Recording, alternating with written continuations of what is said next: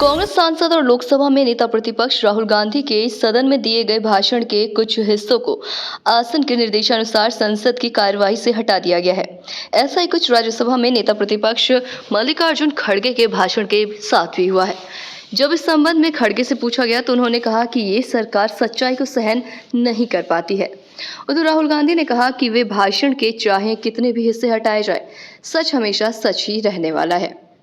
एक बातचीत में मल्लिकार्जुन खड़गे से जब भाषण के हिस्सों को हटाने को लेकर सवाल पूछा गया तो उन्होंने कहा, हम यही कहेंगे कि सरकार सच्चाई को सहन नहीं करती है। अगर हम सच कहते हैं तो उनको निकालने का और लोगों को सिर्फ झूठे वायदे और झूठी चीजें बताने की कोशिश होती है। मैं ऐसी चीजों की निंदा करता हूं। जो सच्चाई है वो रख दीजिए, जो गलत है या फिर रूल्स के खिलाफ है उसे निकाल दो, मगर जब भी सरकार उसका विरोध करती है तो उसे निकाल देना सही नहीं है। वहीं आपको बता दें कि मल्लिकार्जुन खड़गे से जब सवाल किया गया कि हिंदुओं के अपमान का जो मुद्दा बनाया जा रहा है, इस पर आप क्या कहेंगे? इसके जवाब में खड़गे ने कहा, ये सब झूठ है।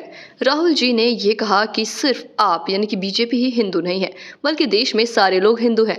हिंदू बोलने और हिंदुत्व की जो व्याख्या आप कर रहे हैं वो गलत है। उन्होंने आगे कहा, हिंदू एक बड़ा धर्म है। एक धर्म के तौर पर उसमें सहिष्णुता है और उसको लेकर सबको लेकर चलने की बात है, मगर जो आप हिंदू की व्याख्या कर रहे हैं वो गलत है।